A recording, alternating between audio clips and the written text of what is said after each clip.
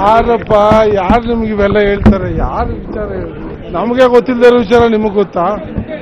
ಆತ ಸುಳ್ಳು ರೀ, 100% ಸುಳ್ಳು.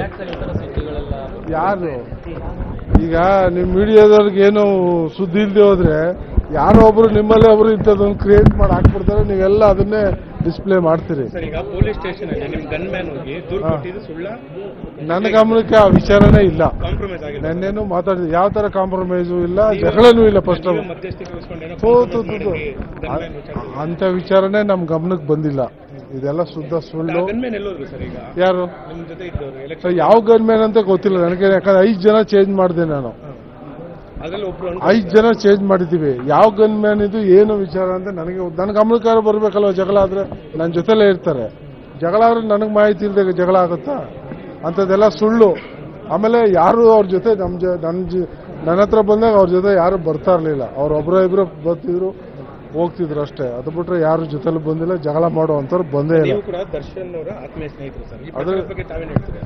ಈಗ ನಾವು ಸ್ನೇಹಿತರು, ತುಂಬಾ ವರ್ಷಗಳಿಂದ ಸ್ನೇಹಿತರೆ, ಅದರಲ್ಲೇನು ಬೇರೆ ಎರಡನೇ ಮಾತಿಲ್ಲ. ಸೊ ಇದು ಏನಕ್ಕಾಯ್ತು, ಏನು ವಿಚಾರ ಅನ್ನೋದು ನಮಗೂ ಮಾಹಿತಿ ಇಲ್ಲ. ಸೊ ತನಿಖೆ ನಡೀತಾ ಇದೆ, ತನಿಖೆಯಲ್ಲಿ ಗೊತ್ತಾಗುತ್ತೆ ವಿಚಾರ ಸತ್ಯಾಸತ್ಯತೆ. ಸೊ ಅದು ನೋಡೋಣ ಇನ್ನ ತನಿಖೆ. ಸೊ ಆ ಥರ ಏನಿಲ್ಲ ನೋಡಿ. ಇವಾಗ ಕಾನೂನು ಪ್ರಕಾರ ಕಾನೂನು ಎಲ್ರಿಗೂ ಒಂದೇ. ಯಾರನ್ನ ರಕ್ಷಣೆ ಮಾಡೋದೋ ಯಾರನ್ನೋ ಸಿಗಾಕ್ಸೋ ಪ್ರಶ್ನೆ ಇಲ್ಲ. ತಪ್ಪು ಮಾಡಿದ್ರೆ ಅದಕ್ಕೆ ಏನಾಗಬೇಕು ಅದು ಕಾನೂನು ಪ್ರಕಾರ ಆಗುತ್ತೆ. ಇದರಲ್ಲಿ ಯಾರ್ದು ಇನ್ವಾಲ್ವ್ಮೆಂಟ್. ಸೊ ಹಂಗಿದ್ರೆ ಇಷ್ಟು ದಿವಸ 10 ದಿವಸ ಅವ್ರನ್ನ ಕಸ್ಟಡಿಗೆ ಇಡ್ತಾ ಇರಲಿಲ್ಲ. ಇಂಪ್ಲೂಯೆನ್ಸ್ ಮೇಲೆ ಬಿಡಂಗಿದ್ರೆ 10 ದಿವಸ ಕಸ್ಟಡಿಗೆ ಇಟ್ಕೋತಿರ್ಲಿಲ್ಲ. ಯಾರು ಮಾಡಿಲ್ಲ. ಮಾಡಿದ್ರೆ ಇಂಥ ಪರಿಸ್ಥಿತಿನೇ ಬರ್ತಿರ್ಲಿಲ್ವಲ್ಲ. ಸೊ ಯಾರು ಇದರಲ್ಲಿ ಇನ್ವಾಲ್ವ್ ಆಗ್ತಾ ಇಲ್ಲ. ಹಂಗಾಗಿ ಪಾರದರ್ಶಕವಾಗಿ ತನಿಖೆ ಆಗ್ತಾ ಇದೆ. ತನಿಖೆಯಲ್ಲಿ ಏನು ಸತ್ಯಾಸತ್ಯತೆ ಬರುತ್ತೆ ಅದ್ರ ಪ್ರಕಾರ ಕ್ರಮ ಆಗುತ್ತೆ. ಯಾವುದು ಈಗ ಹತ್ಯೆ ಆಗಿರೋದು ಖಂಡನೀಯ, ಅದರಲ್ಲಿ ಎರಡನೇ ಮಾತಿಲ್ಲ. ಯಾರೇ ಹತ್ಯೆ ಮಾಡಿದ್ರು ಅದು ತಪ್ಪು, ಇಂಥದ್ದು ಆಗಬಾರ್ದು. ಸೊ ಬಟ್ ಇದರಲ್ಲಿ ಏನಾಗಿದೆ, ಇವ್ರ ಪಾತ್ರ ಏನು, ಯಾರಾದರೂ ಜೊತೆಲಿದ್ದವ್ರು ಮಾಡಿ ಏನಾದರೂ ಇವ್ರಿಗೂ ಅದು ಸುತ್ಕೊಂಡಿದೆಯಾ, ಅದೇನು ಇದೆಲ್ಲ ತನಿಖೆಯಿಂದ ಹೊರಗೆ ಬರಬೇಕು. ಸೊ ನಮಗೂ ಅದ್ರ ಬಗ್ಗೆ ಏನು ಮಾಹಿತಿ ಇರಲ್ಲ. ನಿಮ್ಮ ಮುಖಾಂತರ ಏನು ದಿನನಿತ್ಯ ನೋಡ್ತಾ ಇದೀವಿ ಅದೇ ಅಷ್ಟೇ ಗೊತ್ತು ನಮಗೂ. ಆ ಥರ ಕೆಟ್ಟ ಮನ್ಸ ಅಲ್ಲ, ಕೊಲೆ ಮಾಡುವಂತ ವ್ಯಕ್ತಿನೂ ಅಲ್ಲ. ಇದು ಇಷ್ಟು ಒಳ್ಳೆ ವ್ಯಕ್ತಿತ್ವ. ಸ್ವಲ್ಪ ಸಿಡುಕು, ಮಾತಾಡೋದು ರಫ್ ಅಂಡ್ ಟಪ್ಪು ಅದಿದೆ ಅಲ್ಲ.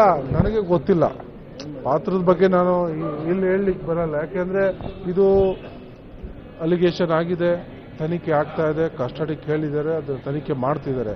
ನಾನು ಅದ್ರ ಬಗ್ಗೆ ನಿರ್ಧಾರ ಮಾಡೋದು ತಪ್ಪಾಗುತ್ತೆ. ಸೊ ಅಧಿಕಾರಿಗಳು ಅದ್ರ ಬಗ್ಗೆ ಈಗೇನು ಕೆಲವೇ ದಿನಗಳಲ್ಲಿ ಅದರ ಬಗ್ಗೆ ಮಾಹಿತಿನ ಹೊರ ಹಾಕ್ತಾರೆ, ಅವಾಗ ಎಲ್ರಿಗೂ ಸತ್ಯಾಸತ್ಯತೆ ಗೊತ್ತಾಗುತ್ತೆ. ಇಷ್ಟಂತೂ ಸತ್ಯ, ಕೊಲೆಗಡಕ ಅಲ್ಲ ದರ್ಶನ್.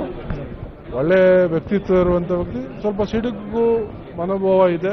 ಯಾಕೆಂದ್ರೆ ಅವ್ರದ್ದು ನಿಮ್ಗೆ ಗೊತ್ತು, ಎಲ್ಲ ಫ್ಯಾನ್ಸು ನೂಕು ನುಗ್ಗಾಟ ಮಾಡಿ ಒಂಥರ ಸಿಡುಕು ಸ್ವಭಾವ. ಸಿಡುಕು ಅಲ್ಲೇ ಮಾಡಬೇಕು ಅನ್ನೋ ಉದ್ದೇಶ ಅಲ್ಲ. ನಾನು ತಿಳಿದಿದ್ದ ವಿಚಾರ ನಿಮ್ಗೆ ಹೇಳ್ತಾ ಇದ್ದೀನಿ. ಮಾತಾಡೋದು ಇದು ಸಿಡುಕಾಗಿ ನಿಮ್ಮ ಹತ್ರನೂ ಮಾತಾಡೋದು ಸ್ವಲ್ಪ ಹಂಗೆ ಮಾತಾಡೋದು. ಅದು ಬಿಟ್ರೆ ಕೊಲೆಗಡಕ ಆ ತರ ಬುದ್ಧಿ ಇಲ್ಲ. ಇಷ್ಟಂತೂ ಸತ್ಯ. Thank you. ಕನ್ನಡಿಗರ ಮೆಚ್ಚಿನ ನಿಮ್ಮ ನ್ಯೂಸ್ 18 ಕನ್ನಡ ಈಗ ವಾಟ್ಸ್ಆಪ್ನಲ್ಲಿಯೂ ಲಭ್ಯ. ಕರ್ನಾಟಕ ಮತ್ತು ದೇಶ ವಿದೇಶದ 360 ಡಿಗ್ರಿ ಸುದ್ದಿ ವಿವರವನ್ನ ನೀವು ನಿಮ್ಮ ಕೈ ಬೆರಳುಗಳಲ್ಲಿಯೇ ಪಡೆಯೋದಿಕ್ಕೆ ಈ QR ಕೋಡ್ ಅನ್ನ ಸ್ಕ್ಯಾನ್ ಮಾಡಿ. ನಮ್ಮ ಚಾನೆಲ್ ಅನ್ನ ಫಾಲೋ ಮಾಡಿ, ನೋಟಿಫಿಕೇಶನ್ ಆನ್ ಮಾಡಿ.